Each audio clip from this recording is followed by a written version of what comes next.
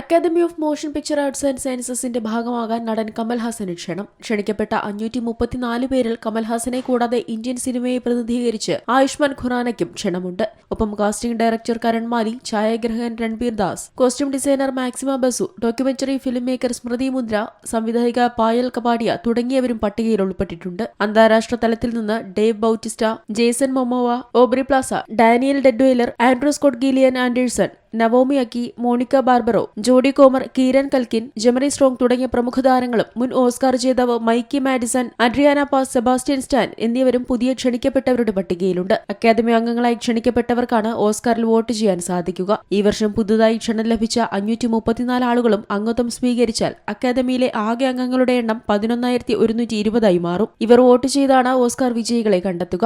2025 ക്ഷണിക്കപ്പെട്ടവരിൽ 41% സ്ത്രീകളും 45% പ്രാതിനിധ്യം കുറഞ്ഞ സമൂഹങ്ങളിൽ നിന്നുള്ളവരും 55% പേർ അമേരിക്കയുടെ പുറത്തുള്ള 60 രാജ്യങ്ങളിൽ നിന്നുള്ളവരുമാണ്. 2026 മാർച്ച് 15 കോനൻ ഒബ്രയൻ ആതിഥേയത്വം വഹിക്കുന്ന ഓസ്കാർ അവാർഡുകൾ നടക്കും. ജനുവരി 12 മുതൽ ജനുവരി 16 വരെ നോമിനേഷൻ പ്രക്രിയയും വോട്ടെടുപ്പും നടക്കും. പരിഗണനയ്ക്ക് ശേഷം ജനുവരി 22 നോമിനികളുടെ അന്തിമ പട്ടിക പ്രഖ്യാപിക്കും. Entertainment desk, Zee Malayalam news.